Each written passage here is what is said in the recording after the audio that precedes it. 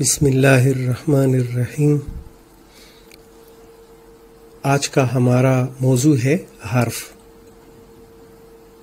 جیسے کہ پچھلے اسباق میں بتایا جا چکا ہے، حرف کلمے کی ایک قسم ہے، اور کلمے کی دو اور قسمیں بھی ہیں، اسم اور فعل۔ تو حرف اسم اور فعل نہیں ہو سکتا، ان دونوں سے ایک مختلف چیز ہے۔ اس کی تعریف پہلے بھی ہوئی ہے، آئیے دوبارہ اس کی تعریف پڑھتے ہیں۔ وہ کلمہ جو نہ فعل ہو، نہ اسم اور نہ کسی مصدر سے مشتق ہو، یعنی یہ تین باتیں ہیں۔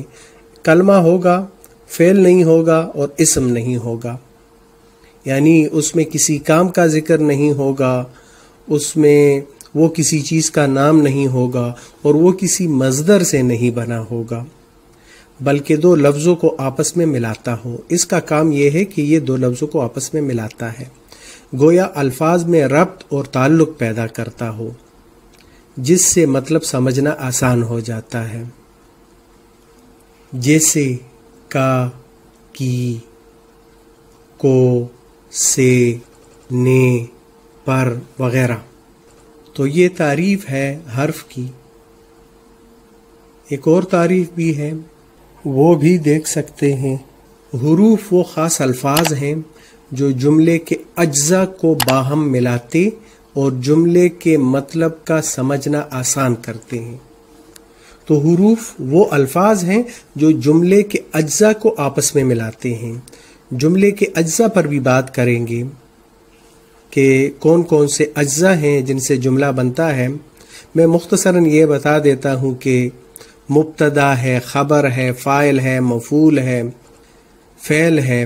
تو حرف کا کام کیا ہے؟ جملے کے اجزاء کو باہم ملا کر ایک آسان جملہ بنانا، ایک ایسا جملہ بنانا جس سے پورا مطلب ذہن میں آ جائے۔ ان حروف کے استعمال کے بغیر جملے یا الفاظ کا مطلب سمجھ میں نہیں آتا۔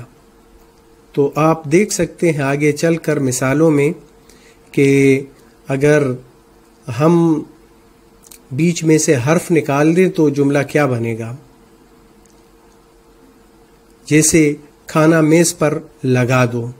اب یہاں پر کا لفظ حرف ہے، اگر پر نکال دیا جائے تو کیا بنے گا؟ کھانا میز لگا دو، کوئی مطلب نہیں بن رہا۔ دوسرا جملہ دیکھیں، کتاب بستے میں ہے، میں کا لفظ یہاں پر حرف ہے، کتاب بستے ہے تو کوئی مطلب نہیں بن رہا۔ تو میز کے نیچے جوتے پڑے ہیں، کے کا لفظ یہاں پر حرف ہے، مجھے آپ سے مل کر خوشی ہوئی، مجھے آپ سے ملنے کی تمنا ہے، تو سے کا لفظ ان دو جملوں میں حرف ہے۔ حرف کی وجہ سے جملے میں معنویت پیدا ہو جاتی ہے، لہٰذا ہم حرف کی اہمیت سے انکار نہیں کر سکتے۔